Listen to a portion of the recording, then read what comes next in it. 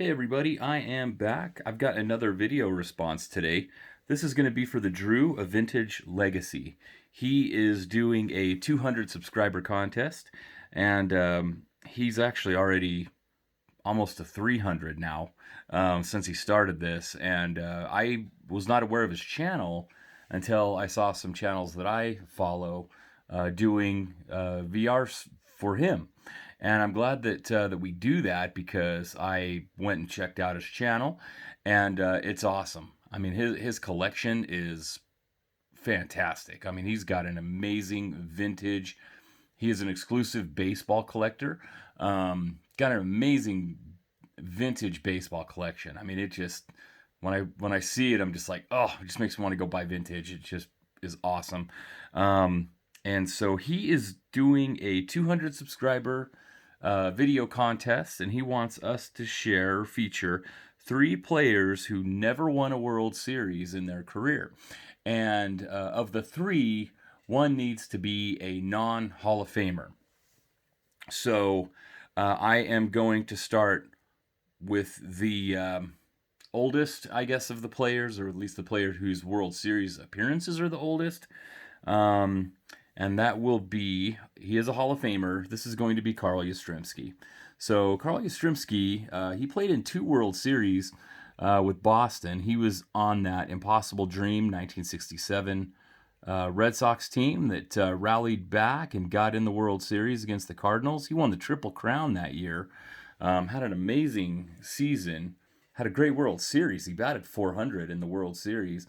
But they lost in 7 games to the St. Louis Cardinals. And in Game 7, Bob Gibson pitched that game. He was the World Series MVP. He also added a home run as insult to injury to deal the Red Sox that World Series loss. Gibson was awesome, but so was Yaz. He got another crack at it in 1975. He hit .300 in the 1975 World Series against the Reds, the Big Red Machine, Cincinnati Reds, and again, unfortunately, the Red Sox came up short in that one as well. And Yastrzemski never won a World Series, but was just an incredible player. And so I just wanted to feature his rookie card here. And this is one that I got signed through a private signing about 4 years ago, if I remember correctly, and sent it in, got it slabbed up. So super happy with that, and wanted to share him as one of my 3 players. The next one is also a Hall of Famer, and he is on one of my 2 favorite teams in baseball, the San Diego Padres. And so everybody probably already knows who I'm talking about now, Tony Gwynn, Mr. Padre. This is a 1983 Tony Gwynn Donruss rookie card. Beckett authenticated with an in-person autograph on there. Tony Gwynn was an amazing hitter, and he had 2 shots at it just like Yastrzemski did. He was on the 84 Padres squad that lost 4 games to 1 to the Detroit Tigers. And he also was on the 98 Padres that got swept by the Yankees in their dynasty of the late 90s when they won 3 World Series titles in a row. What was it, 4 in 5 years, I believe, if I remember off the top of my head correctly. So Tony Gwynn, I had to feature him just because he is one of my all-time favorite players on one of my very favorite teams in all of baseball. And the next guy is a player who is also one of my all-time favorite players, who's a non-Hall of Famer, and he played for both of my favorite teams. So this kind of worked out. I will start with his older card. He began his career with the San Diego Padres. John Kruk got a autograph on this classic card of him with the Padres. I got that through the mail several years ago. And John Kruk also never won a World Series. He began his career with the Padres, went over to the Phillies,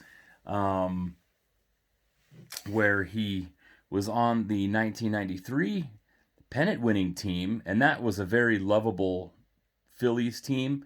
Those guys had just mullets and long hair and beards, and I mean they were just a ragged, rough, around the edges group, and they were just a fun team to watch. A lot of characters on that team. with Kruk and Dykstra and Schilling and Mitch Williams and Dave Hollins, and I mean, you could just go on and on. That team just had so many characters on it, and Kruk was one of the kind of the leaders of that team. And unfortunately, they fell to the Blue Jays on Joe Carter's walk-off home run in the 1993 World Series. After he played for the Phillies, I know Kruk played for the White Sox, and I think that's where he finished his career. I'm going from memory, so I don't believe he played anywhere besides San Diego, Philadelphia, and Chicago. Correct me if I'm wrong, though, but those are my three picks of three players who are just some all-time favorites of mine who, like Yaz, just an all-time awesome, amazing player, and then some other guys who were just great players for teams that I love and follow to this day. So that is those are my three. So I hope that is a good enough response there, Drew. And I hope everybody that is watching this, if you're not familiar with Drew's channel, definitely go check it out. Give him a sub. You won't regret it. He has got an awesome channel and an awesome collection. So that is all I got. We will see everybody on the next video. Have a good night, everybody.